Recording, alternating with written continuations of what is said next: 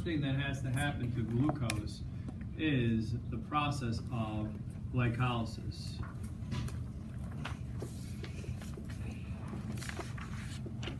So remember, what happens in glycolysis? Well, we've got to put in, so glycolysis needs to have 2 ATPs go in. But as a result, glycolysis is also going to make 4 ATPs, and this is all through substrate level phosphorylation. The P is for phosphorylation, pH. All right. What else do we need? Well, we're going to break some bonds here in just a second, right? If you remember, we're going to end up with 1, 2, 3, 1, 2, 3. We break carbon in 2. So because we broke a bond, what else is available? Well, every time we break a bond, 2 NAD pluses, no more P, are reduced to 2 NADHs, and those NADHs are now carrying a couple of those high energy electrons. Make sense? And we also make 2 of these. And these 2 things are called pyruvate. 2 pyruvates. So the majority of the energy that was in the sun is now in the 2 pyruvates. We already lost some to 4 ATPs being made, 2 net ATPs, correct? But 4 total, and 2 NADHs. But now we have these 2 pyruvates. Okay, so what to do with these pyruvates? Well, now we have an option, right? Is oxygen present or is oxygen absent? If there's no O2, right? And I'm talking about, there's some confusion in the first period. O2 means oxygen bonded to oxygen. That's it. Not like oxygen bonded to carbon, which is CO2. I'm talking about straight up oxygen gas and the stuff that you and I need to breathe. So if we don't have O2, we do something called fermentation. And there's 2 kinds. The 2 stands for the fact that there's 2 kinds. Which one did I talk about first? Let's go in the same order. Alcoholic? Yeah. Alcoholic. So what happens in alcoholic fermentation? Well, we start with pyruvate, so which is C, C, and C, plus the NADH, NADH, and the NADH is carrying those high energy electrons that we originally got from glucose, right? These 2 NADHs. So what do we make? Well, if you remember, details of this you don't have to know, but this carbon has an oxygen and this carbon has an oxygen bonded to it. So look up here for a second. If I break this bond, I release CO2, correct? And so that's what's going to happen. I break that bond, so now I have carbon-carbon, right? And this carbon got broken off, so I will make now some CO2, carbon dioxide. Make sense?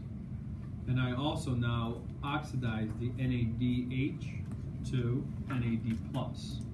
So plus NAD+, and notice no high energy electrons are present anymore. They kind of get shifted onto this. This right here is your ethanol or alcohol. Have you guys ever heard of like ethanol?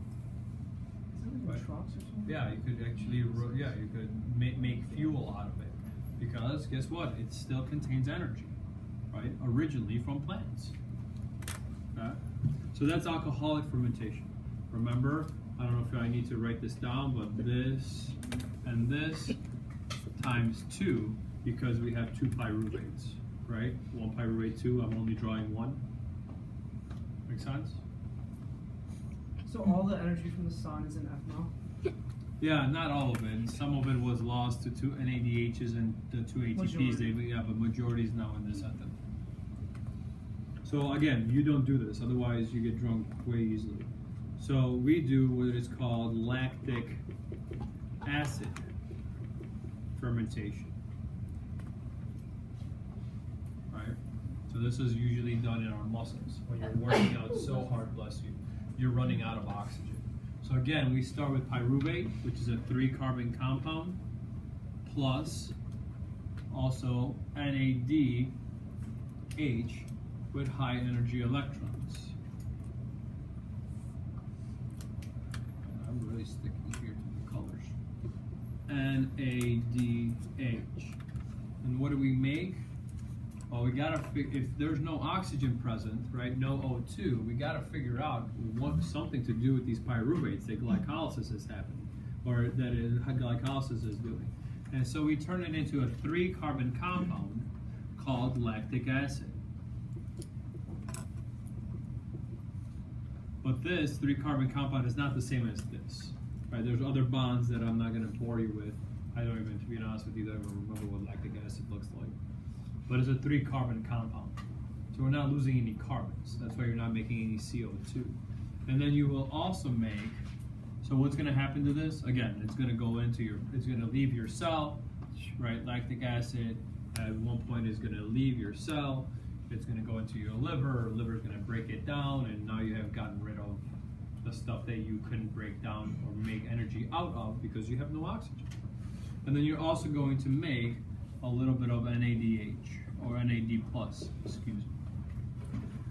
So again, this too will happen times 2, twice, because we have 2 pyruvates, times 2. The other important thing to notice here is that this NAD+, okay, just like this NAD+,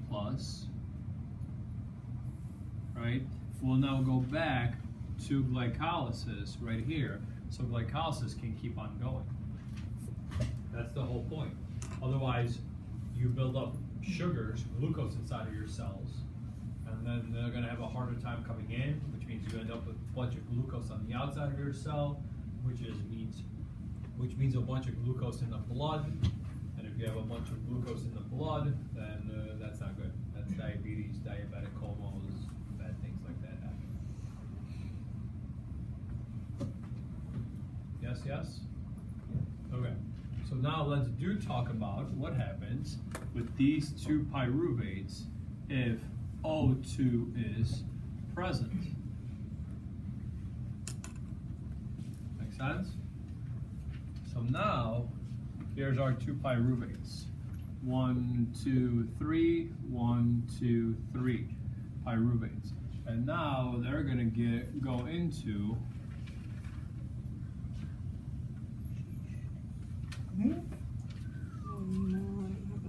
this on the page. What's that? That's going to be our mitochondria, powerhouse of the cell. Remember this? What's this? Yeah, the inside membrane, correct? Yeah. We'll draw some proteins on there in just a little bit.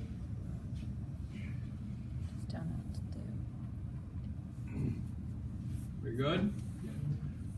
So as those 2 pyruvates are now heading inside of the mitochondria, remember what happens to them. Again, to refresh your memory, each one of this carbon has an oxygen, oxygen, oxygen, oxygen, right? And they're going into, this is now the, you can call this pyruvate oxidation, because we're going to strip electrons from it. So C, C, and C, and C. We stripped the electrons, or broke off the oxygen, broke off the carbon dioxide, correct? So look, plus CO2, plus CO2, correct? We broke off that bond, and every time we break off that bond, what else are we taking? Yeah, electrons are now available. So we need an electron carrier, correct? So we're going to need now NAD plus picks up those electrons and turns into NADH with high energy electrons. If you need to move because I'm blocking you or something like that, feel free. And so those are those two high energy electrons. But remember, look up here please. This happens here and this happens here. So I really will make two of these, correct? 2 and 2. Make sense? Correct? So what happens to the CO2? These two CO2s now leave your cell. And so we now made 2 CO2s. 2 carbon dioxides gone. You exhale them. Right? So what do we have left over now? Well, now we have carbon and carbon, carbon and carbon. Audrey, good? Yeah. Sure? Yeah. All right. So remember, this is now you and your date. And you got to get to the citric acid cycle to prom. So you need an Uber driver. Used to say a limo driver, but now I guess Uber is to live. So now you attach a coenzyme A, and that dude is going to bring you and your date to prom. So this whole thing now is called acetyl coenzyme A. And you have 2 of those. All right? 1 for each. Yes, yes? Yeah. All right. Let's go to prom. Oh. So now here is your Krebs or citric acid cycle. And so both of these get delivered. So now carbon, carbon, and carbon is here. And look what COA does. COA, drop them off, ready to go back to pick up more of the stragglers. Maybe the 2 people that are still at your house taking pictures. They gotta get to prom too. Yeah. I know, it's a good one. It's not a joke. It's a metaphor. Metaphor. I'm running out of room in my metaphor. Metaphase. That was I said those pictures. She said it. Wow. What are we doing?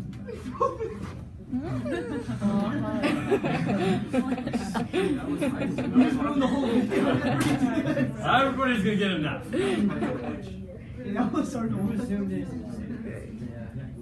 Alright. So I'm not gonna go through all the specifics here, right? But you've got 2 of these, right? So while the citric acid, while these 2 are walking in, these 2 are still outside of the cycle. You see that? They're waiting their turn. Okay. So you have a compound here, okay? A 4-carbon compound, if you remember. 1, 2, 3, 4. Oxaloacetate. Citrate.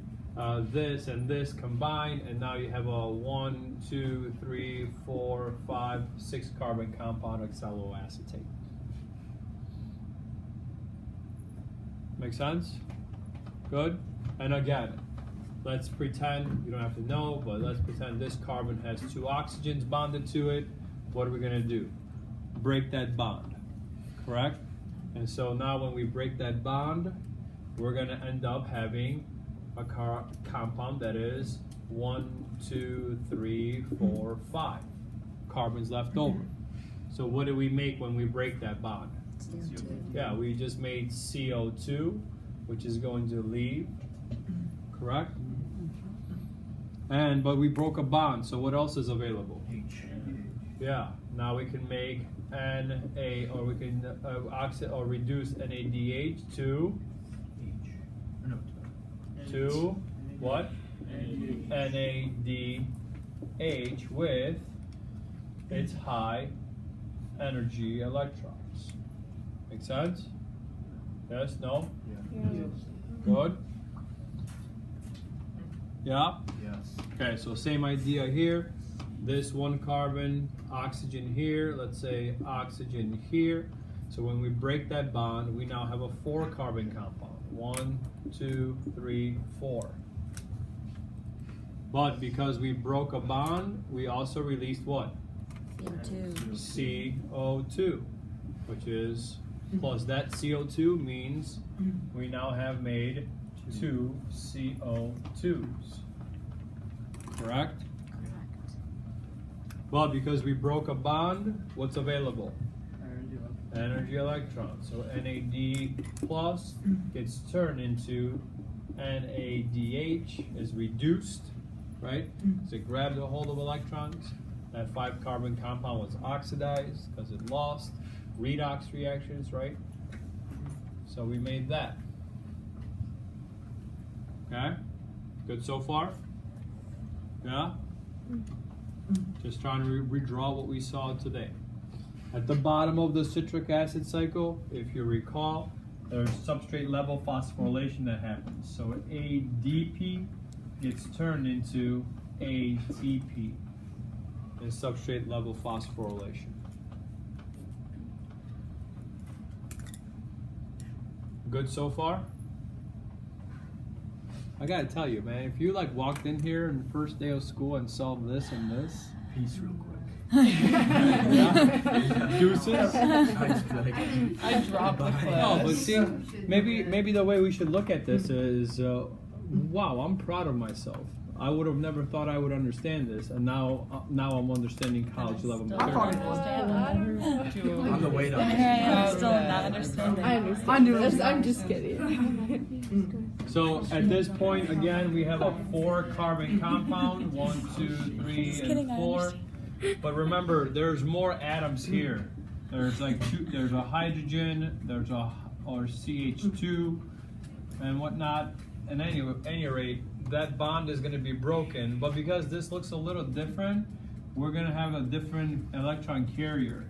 And so we're going to now reduce FAD into FADH2 with 2 high energy electrons.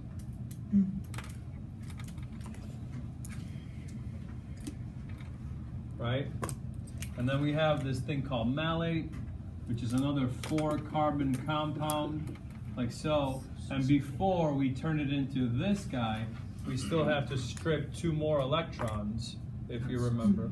Yeah, or succinate maybe? One of those. Yeah, I don't remember. But anyway, so NAD plus gets turned into, again, NADH with 2 high energy electrons. Oh gosh.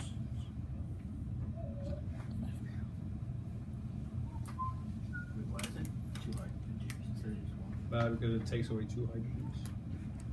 Why did NADH only take 1? Because it only wants 1. It's just how they're shipped. We okay with this? So remember, per glucose, this guy is here waiting again, right, to take its turn in the Krebs cycle. So all of this happens twice. So let's kind of sum this all up. So that means I'm not going to make 2 CO2s, right? So times 2 means I'm making actually 4 CO2s. So combine these 4 CO2s with these 2 CO2s, which means I actually made 6 CO2s. And that is what you exhale. And then all of this, as you know, will now happen twice, right? Times 2. So what is coming out of the citric acid cycle? Well, out of the citric acid cycle, we have a total of 6 NADHs with, take a look, high energy electrons. We also have 2, correct? Yeah. 2 FADH2s with high energy electrons. You know? Yes, yes? correct? This is where you gotta follow me here. Remember the two NADHs that we made in pyruvate oxidation, right? So those two, I know I'm gonna make some arrows here. Those two end up here as well, right? So we have now, actually let's combine them with these two, just to stop drawing as many arrows. See these two, right? Now we remember these two that we made? They make it inside of the mitochondria and follow this line. So we now have 4 more NADHs with their high energy electrons, and they're all about to go into oxidative phosphorylation. So a total of 10 NADHs and 2 FADH2s. How do you get 34 then from this, right? Yeah, somehow you're gonna get, not 34 from this, you're gonna get about 28, 30. Okay. Because we already made, if you remember, we already made 2 ATPs here and 2 ATPs here. So let's wrap this up. So in here, right, you don't have to erase, you can just put it in up top here. So we have now a series of proteins called the electron transport chain, so ETC. And so look what happens. These electrons, correct? These electrons, now all of these electrons are given up to the electron transport chain. You guys get this or no? I drew that a little sloppily. Does that make sense? So all those electrons are now given up to the electron transport chain proteins. And those electrons pass through the electron transport chain. And here they are. Take a look. Low energy electrons. Correct?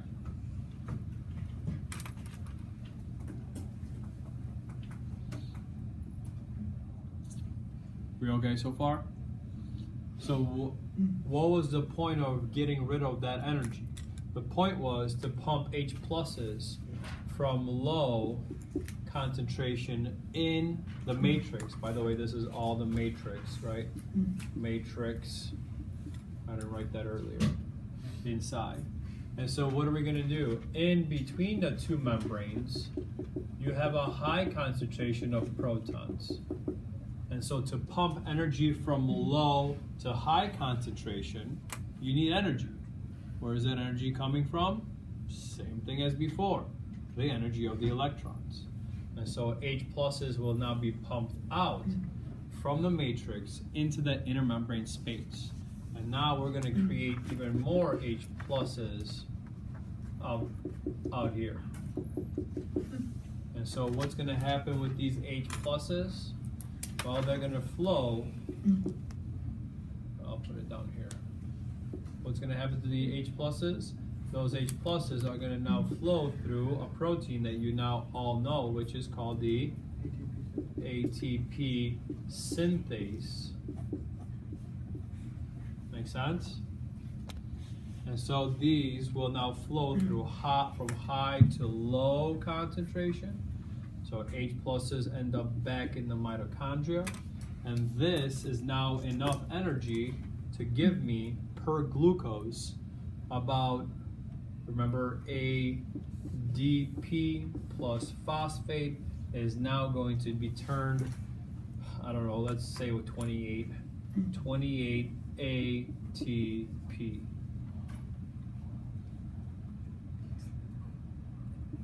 ATP, 28 of them.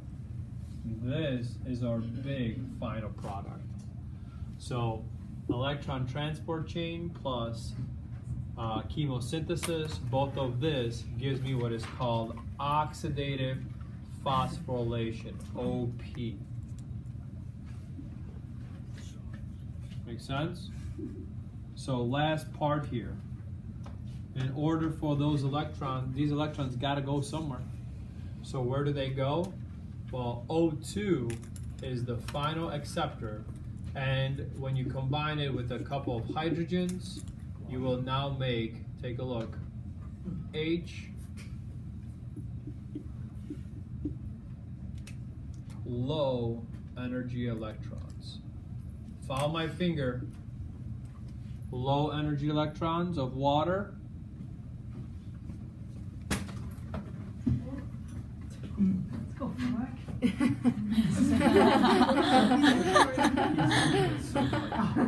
Low energy electrons of water.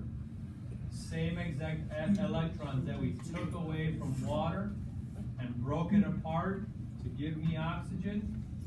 Those same exact electrons, low energy electrons, were put back onto oxygen to remake water. So they just literally, those electrons went on for a ride. PS2 electron transport chain, PS1 and ADPH, citric acid cycle, Calvin cycle, glucose, then from glucose, glycolysis, then pyruvate oxidation, citric acid cycle, electron transport chain, and then back onto oxygen to make water. Good work. All of this Huh? Yeah. Yeah, for 2 electrons. All this happens, and again, but remember, right? These and the. So when you make this ATP now, this ATP is now used everywhere in your body. So how many O2s do we need? We need 6 oxygens. Remember how we made 6 oxygens? Now we need 6 oxygens. Okay? How many waters are we going to make? We're going to make 6 H2Os. Just like we needed 6 H2Os. Okay? How many carbon dioxides did we make? 6, just like we needed 6 carbon dioxides there. Okay? And the only thing left over is energy of the sun was put in, but now here energy comes out as ATPs. So again, 28, let's go with 28, whatever, plus 2 here times 2, correct? Plus 2 here, a net gain of 2 here, gives us roughly around 32 ATPs per 1 glucose. That's nice.